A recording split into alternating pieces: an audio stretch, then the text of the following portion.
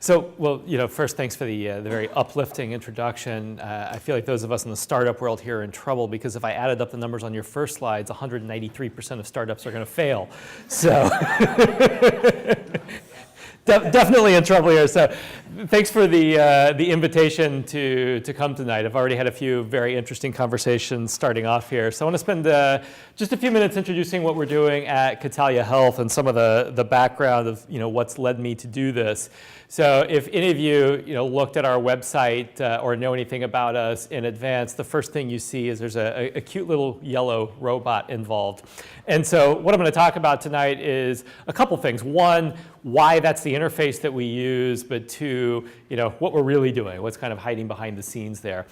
So just kind of quickly on background myself, I've been working in healthcare technology for about 20 years now. About half that time in academia, the second half in the startup world. So just to give you a sense of kind of where I'm coming from, I did an undergrad degree in computer science over at Georgia Tech in Atlanta. Back in the 90s, focused on artificial intelligence, and then applying that in healthcare. By the time I finished, I was hired as research faculty, and we built a 6,000 square foot house on the edge of the Georgia Tech campus focused on aging in place technology. So any given semester, we had about 5 or 6 faculty members and 50 or 60 students working on projects there. And so now, almost 20 years later, some of that stuff is starting to come to life. I was having a conversation a few minutes ago, with someone here. So we had technology where you could, just talk to this device in your house and it would listen and do something. So very cool back in 99, 2000, finally commonplace. And a lot of other kind of sensing-based technology to understand what was happening with people in their homes. So then in 2001, I left that position and went back to school. So I went up to MIT and did my master's and PhD there in the media lab.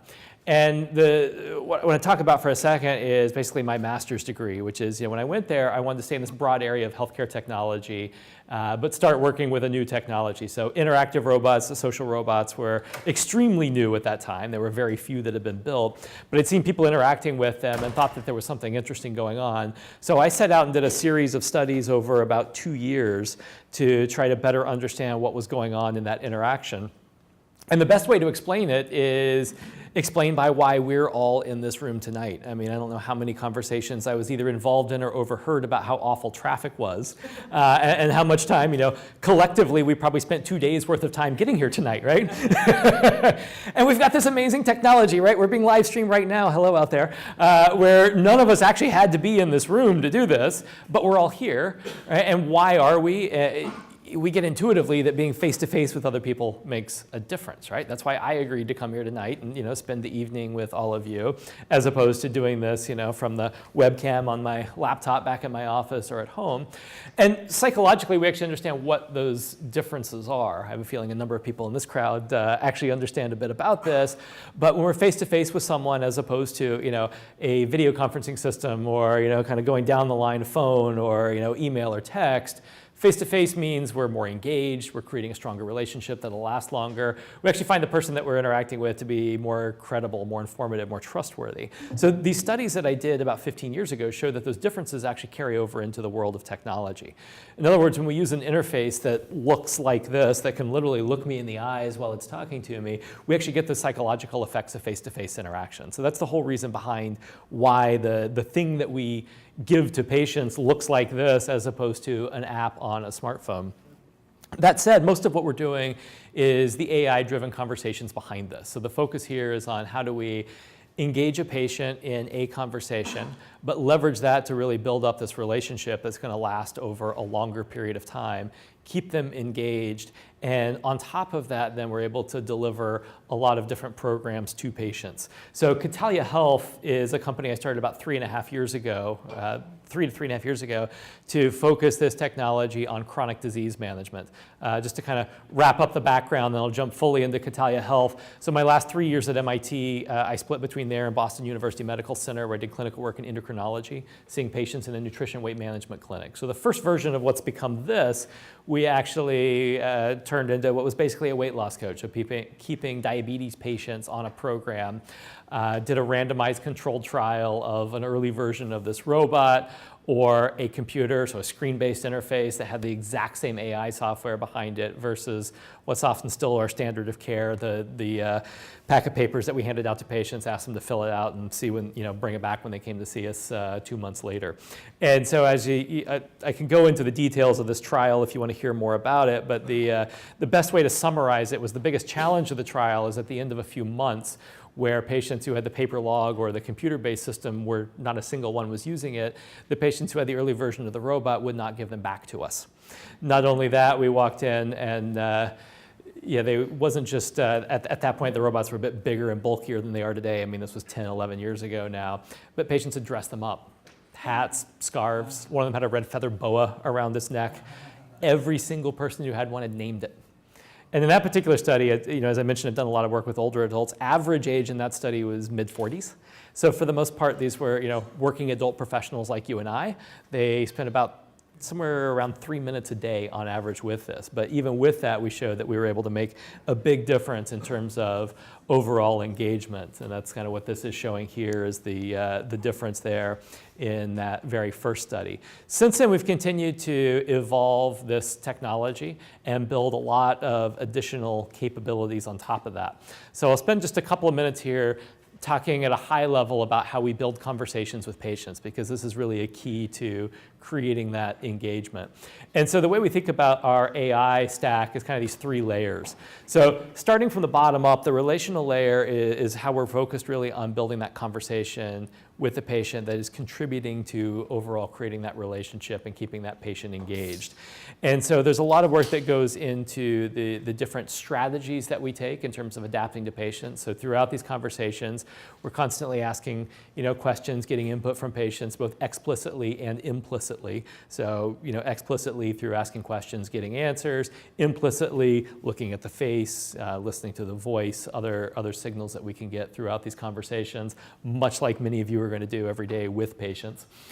On top of that, we think about a strategic layer. So this is really the strategies around different things that we're working on doing with patients. And this is something that we're building more and more of. So right now, we're doing a lot of work in a number of different disease states. One of the big areas is in oncology, particularly around oral oncolytics, and what are the strategies that we need to help patients in different disease states stick with treatment over time.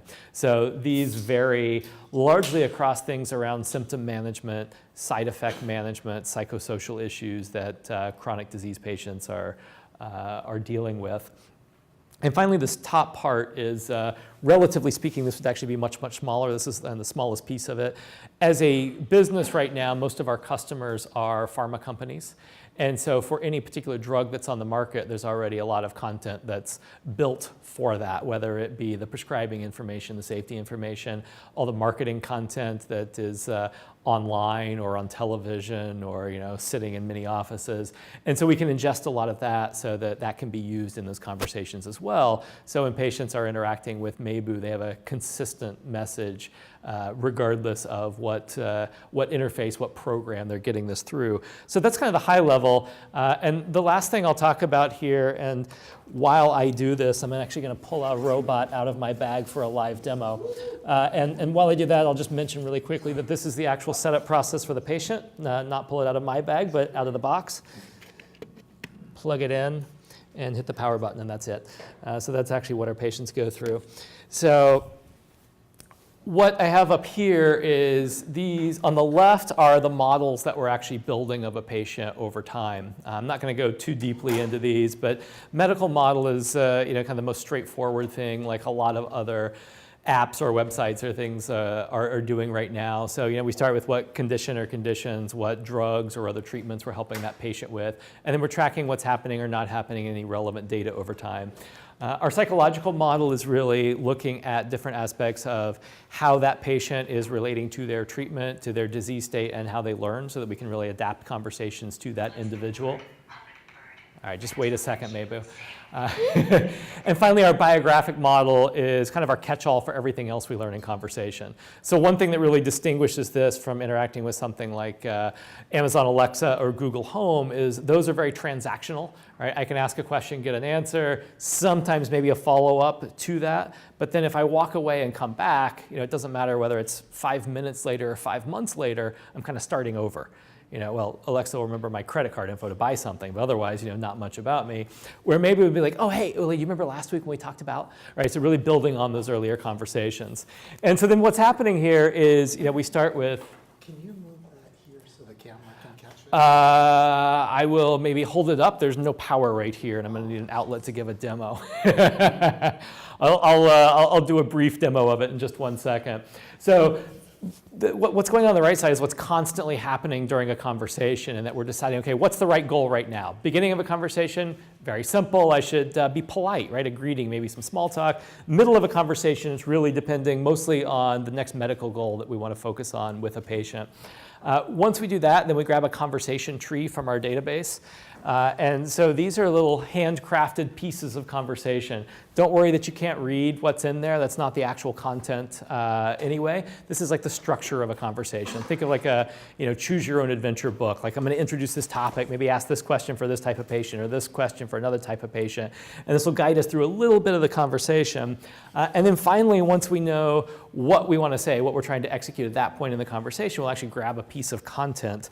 And so, for any one node in one of those many, hundreds of trees, we might have 5 or 10 different ways, or sometimes hundreds of ways when they're automatically generated of saying that thing with a patient. So while there's a lot going on in the background, the output is simply, oh, hey, how's it going this evening? Just wanted to check in on you. So really simple in terms of the back and forth conversation. So I'm at my time here, so let me just give a few second demo, and then I'll have her over on the side, and you guys can try her out later. So you heard her kind of say something when she started up a minute ago. So she speaks, shows what she's saying on the screen at the same time. So many of our patients are older, so maybe my eyesight or hearing isn't so good. I've got both simultaneously, and I can respond either by talking to her or pressing one of these buttons on the screen. I've actually never seen a hummingbird in person.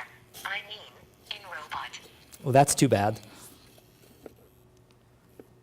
Sorry I didn't introduce myself sooner. How rude of me. I'm your new wellness coach, Maybu. It's a pleasure to meet you. All right, I'll let her go on for a minute there. So many of the everyday conversations just start off kind of like I did a minute ago. Hey, how are you feeling today? Right? Just wanted to check in on you. And then based on the answer from that patient can go off in many different directions. Now, this is very valuable in terms of creating that engagement, but also it's the front end tool then that lets us get all that data that goes back to either the pharmacy or to the clinic. So the last thing I'll say before I pause for questions here is we're actually rolling out one of our products that we're building right now is for heart failure patients, and be rolling out with Kaiser in the first week of January. So our other 2 disease states that we're about to launch are in rheumatoid arthritis and in late stage kidney cancer. So thanks for the invitation again. I look forward to a few questions and then talking to people afterwards as well.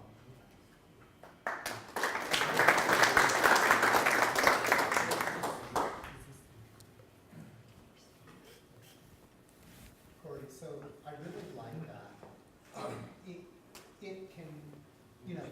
It can occupy a patient for like 90% of the time with its AI, but I would also like to be able to, as a provider or caregiver or someone, be able to talk through there, like to say, hey, Mrs. Jones, did you take your meds today? Or, hi, Mom, how are you today?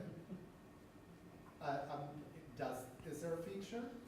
Yeah, so the question to repeat for those who aren't here was whether there's a feature for someone, whether it be a caregiver or a doctor or someone to talk through this. The short answer is not yet, but coming. So what we have here is really completely AI driven right now. We're building out more and more back-end tools. One thing to note, I talked about the setup process being really trivially simple there, right? Take it out of the box and plug it in. There's no Wi-Fi setup. We've actually partnered with AT&T, so they're providing all the back-end data services. And then we're building out some tools on top of their network to allow us to start doing things like that in the future. Yeah? What happens when you get an answer that is not specific to the question? Okay, question is, what happens if someone answers Maybu with an answer that's not about that question? Short answer is nothing. All right, she's not going to listen to it. And there are really two reasons for this. One is, kind of hard to see from the back, but maybe it was really controlling the structure of the conversation. So we're not trying to solve artificial general intelligence and understand everything, right? That's an enormously challenging problem. The other thing is, we're not taking a chatbot approach, which is why I spent a few minutes talking about this architecture. So these conversations are really focused around what we're helping this patient with. Now, we define that very broadly, right? She can have some wide-ranging conversations about, this awful rain, you probably didn't get to go out for your walk today, or whatever's relevant. The other is really from a regulatory perspective. It's something we spend a lot of time thinking about and working on. One of the things we are explicitly not doing is handling emergency situations. And so, I don't know, do we have any lawyers in the room? Okay, good, I can go ahead and say this then. So every lawyer in healthcare that sees this, their first response, thinking they're being very original is, well, what if a patient walks up to Maybu and says, Maybu, I'm having really bad chest pains, what do I do? Right? And so we set up the expectation for the patient from the very first conversation. Even if you go through this demo for the next couple of minutes, you'll see this, that we don't talk about just anything. Here's what I can do, here's what I can't do, here are the types of things I can understand. What studies, if any, have you done on the difference between having a three-dimensional body representation as your AI interface versus a screen-based avatar? So the question's on 3D versus screen-based avatar. So I did some earlier studies about 13, 14 years ago on that. There's a whole body of work around this now looking at the differences. And that's kind of what I was summarizing earlier around the engagement, the duration of the relationship, things around credibility and informativeness. There is a distinct difference across those two. So even if I do an avatar of this, so we did a series of studies where we had a 3D animator that was creating, fairly exact, replications of the robots we were using on the screen, and we saw a very distinct difference there. Any sense, what is it about the features? Is it just looks like a baby? There's a combination of things. So part of it's just having a physical presence. One of the key things is really those eyes that can look at you, right? For the same reason that you'd experience this differently if I'm answering your question by just kind of staring at the back wall, right? You'd still hear my answer, but it would be a little bit different. So I'm pretty sure this is the cue that I'm out of time, but I look forward to more questions afterwards, so thank you.